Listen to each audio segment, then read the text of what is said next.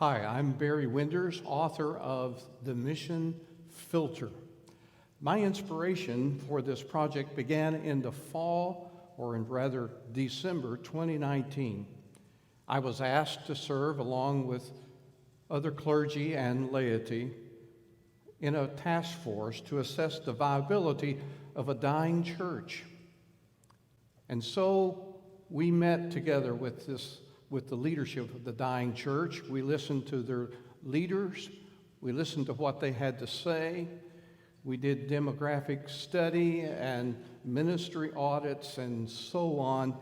And it became clear to me that despite all the good they had done for many, many years, they didn't know their mission.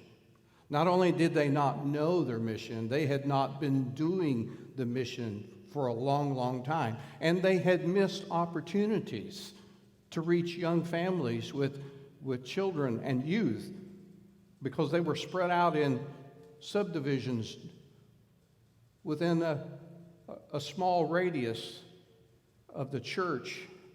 And many of them would drive by the dying church and go to other churches in town that were alive and well.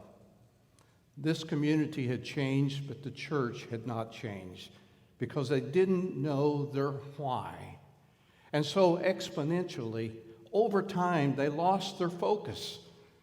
They lost their precious resources. And their most precious resource was human capital. You know, throughout my 50 years of ministry, I've seen many churches just like this one, caught up in their busyness, but not focused on the mission. And as a result, they're on life support and eventually die. This concerns me very deeply. And so I wrote a book called The Mission Filter. The primary purpose of writing The Mission Filter was to raise mission effectiveness amid a crisis. And you may ask, what is a mission filter? Well, it's two things. One, the mission filter finds the sweet spot between the mission vision statements and the action steps.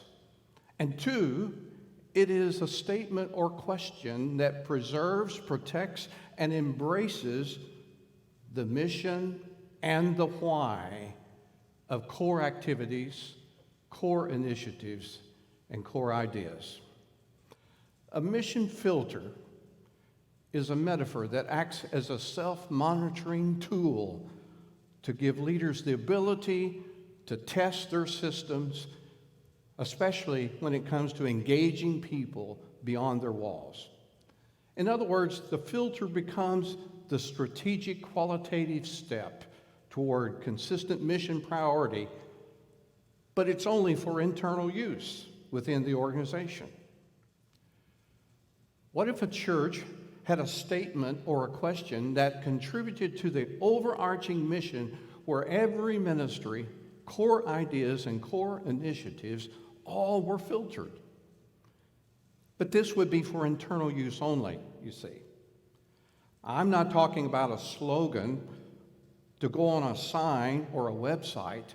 A slogan is for external use and for marketing purposes. The mission filter is for leadership to make sure their ministry is sticking with the why. I'm talking about a statement or a question that asks, for example, will this activity make disciples or make transformation in the world? You see, this is a critical step because all churches have mission statements, and many of them have vision statements, and many have action steps and goals. But they distract themselves by other projects that are not consistent with the mission. And so as a church, we must ask ourselves, do we want to be a pre-pandemic church or a post-pandemic church? Will the church see that the crisis demands something different from us to perhaps maybe even double down on the mission? the mission remains the same: to make disciples of Jesus Christ for the transformation of the world. Let me ask, what if COVID-19 or any crisis is the hinge point for your church? What will the church do at this powerful connection between pre-pandemic and post-pandemic worlds? Because you see, the power of a hinge on a door or a gate is at the connection point.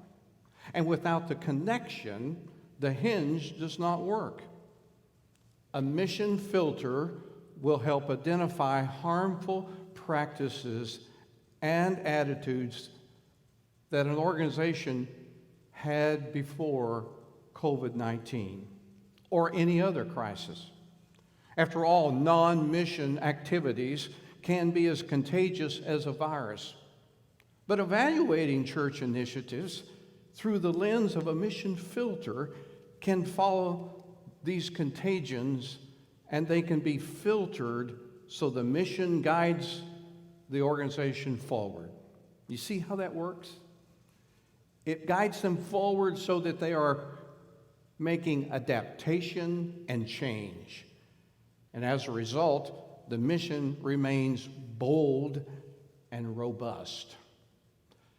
Fulfilling the Great Commission is the responsibility of every disciple and every church. No matter how severe the crisis for the world or for the church, future generations are dependent upon our message of finding followers of Jesus and apprenticing those followers to find more. Jesus said in his eloquent prayer in John chapter 17, "As you have sent me into the world, so I have sent them into the world. And righteous Father, the world does not know you, but I know you, and these know that you have sent me. I made your name known to them, and I will make it known so that the love with which I have loved you may be in them as I in them." Without doubt, a new generation is reaching out its hand for a message of how to love, how to forgive, and how to respect people who are different from them, and how to fulfill the why of their core ideas and their core initiatives so that they can know themselves God's purpose, that it will be etched within their souls. Do you see how critical the mission is? It becomes the next generation's story that they carry well into their future. After all, making disciples and transforming the world is not a collection of ideas, it is a conviction of the heart. Mission is incarnational. In other words, what story will the next generation talk about after this crisis is over, or after any crisis has ended? What will they do? Will they respond with urgency and apathy, with hope and not despair, intentional but not impulsive?